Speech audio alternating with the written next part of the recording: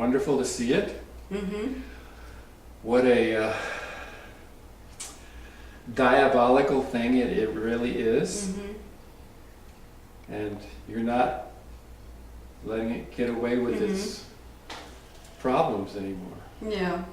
Just not get sucked in there. It's like a black hole, you know, not to get sucked in there and get lost. So recently I had a friend over, and she's so-called spiritual, you know, she follows 3 teachers, and she's into Buddhism, and she went to see the Dalai Lama, and follows Brenda, what's her name, Brenda something, she wrote a book, you know, love, my goodness, it escaped me now. Something with love never ends or something. Anyways,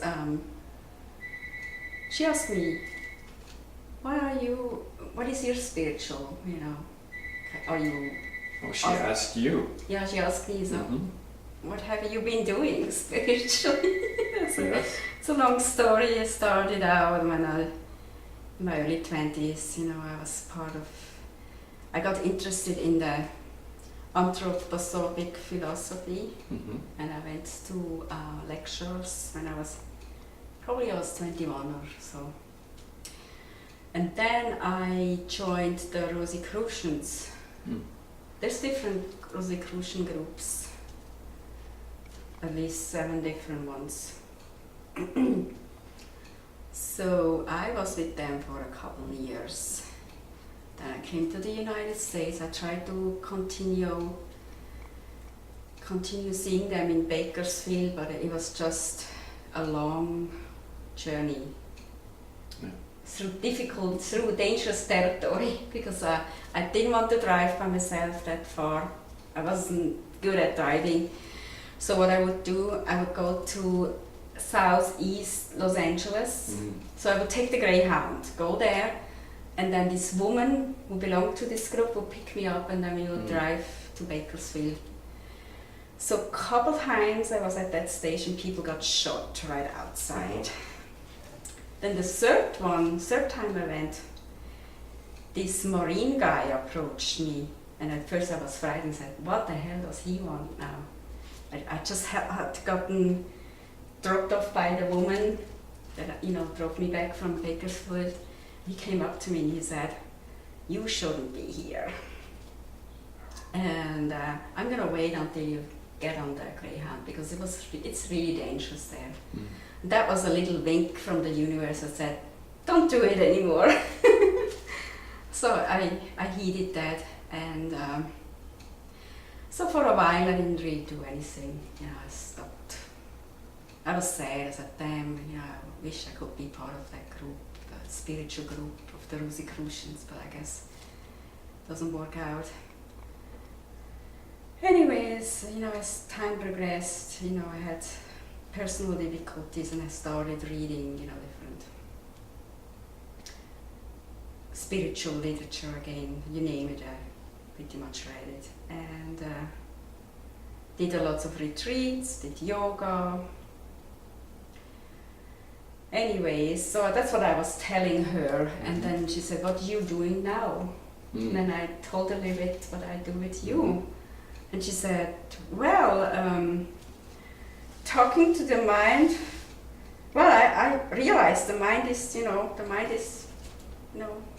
somewhat destructive, you know, I can get in there. I do that already, she said. Good for Great. her. And then she said, you know what, sometimes you just need to be kind to that mind. You know, it's just, you know, almost like, you're okay. And I said to her, no, no, you don't need to, not really. Because it's nasty. It can be, you know, it's first nice and then it can become nasty. Yes. And that's what it likes to be most of the time. So, it was interesting. So she thinks she knows it already. That's fine, you know. She she's doing those things, and you know, everything has their place. You know, every teacher has their place. You know, I don't want to say anything further about that. Yes. She's happy where she's at. Yeah. Yeah, and then, you know, like we said last time, it's simple, but it's not easy. And that's what you know. And I know, well, there again, how would you tell someone, you know, how would you tell it unless you really do it? Yes, you can only start out where the person's at, Mm-hmm. and they understand as much as they can understand from where they're at Mm-hmm. then. And then if they actually start to do what we talk about, then they will notice a change. Mm-hmm. Then they'll understand where they'll understand what they see where they're at then.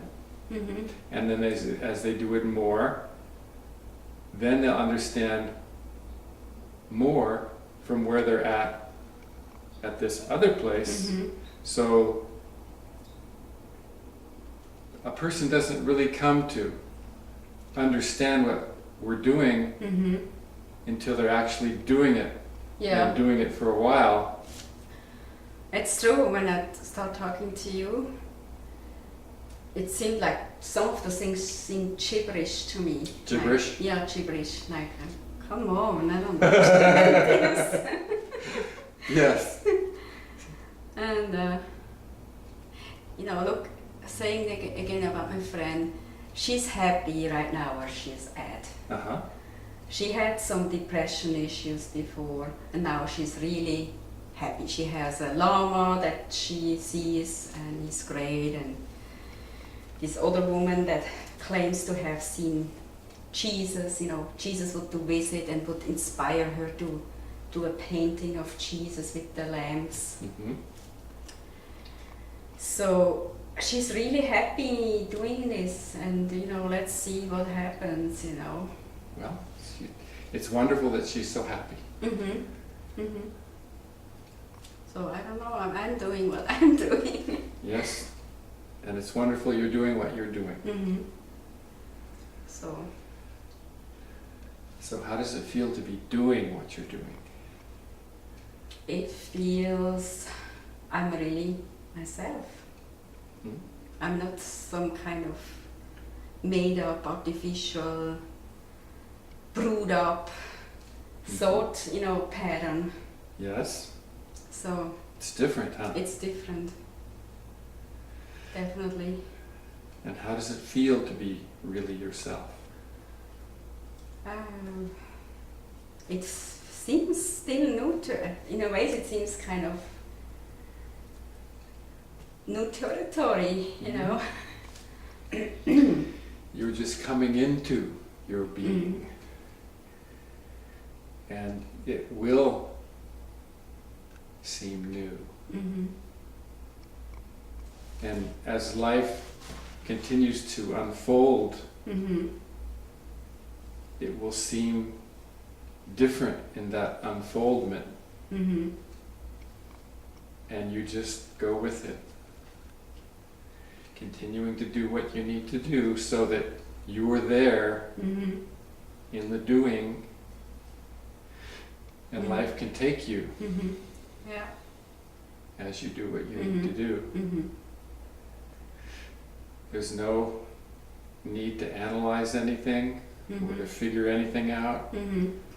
because it doesn't figure. Mm-hmm. Okay. It just, no matter how hard the brain tries, Mm-hmm. what we do does not figure. Mm-hmm. It just is. Mm-hmm.